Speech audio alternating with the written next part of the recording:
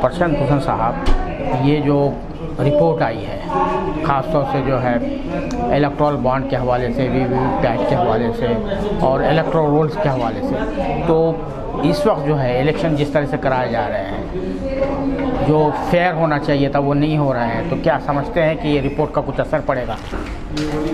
देखिए, हम लोग उम्मीद करते हैं कि इससे इलेक्शन कमीशन के ऊपर भी कुछ असर पड़ेगा और ज़्यादा असर पब्लिक ओपिनियन के ऊपर पड़ेगा। पब्लिक को ये जानना ज़रूरी है कि भाई इतनी हाई पावर्ड सिटीजन्स कमीशन ने क्या बोला है ईवीएम के बारे में, वीवीपैट के बारे में और इलेक्टोरल रोल के बारे में, इलेक्टोरल बॉन्ड्स के बारे में। तो इस वजह से ये इम्पोर्टेंट है कम से कम लोगों की जानकारी के लिए। लेकिन आपने जो है जो केस किया सुप्रीम कोर्ट में इलेक्टोरल बॉन्ड के हवाले से, अभी तक उसके बारे में कुछ नहीं हुआ।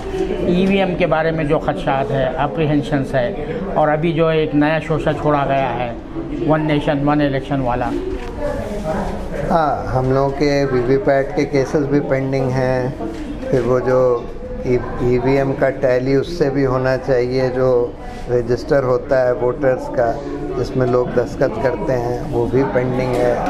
अनफॉर्चुनेटली इलेक्टोरल बॉन्ड्स का भी पेंडिंग है। इन सब की सुनवाई नहीं हो पा रही है। ये जो Shagufa one nation one election का छोड़ा गया है, देखिए ये वन नेशन वन इलेक्शन तब तक नहीं हो सकता जब तक हम प्रेसिडेंशियल फॉर्म में शिफ्ट ना करें। उसके लिए तो बहुत सारे कॉन्स्टिट्यूशन अमेंडमेंट्स करने होंगे, वो ये लोग नहीं कर सकते। मेरी राय में शगुफा छोड़ने का एक ही मकसद है कि ये जो असेंबली इलेक्शंस आ रहे हैं 5 स्टेट्स में, जिनको इनको हार दिख रही है, इनको किसी तरह से पोस्टपोन कर दिया जाए, ये कह के कि भाई ये कमेटी बैठी है और हम लोग कोशिश कर रहे हैं कि सब चुनाव साथ में हों, तो ये चुनाव भी जनरल इलेक्शन के साथ हो।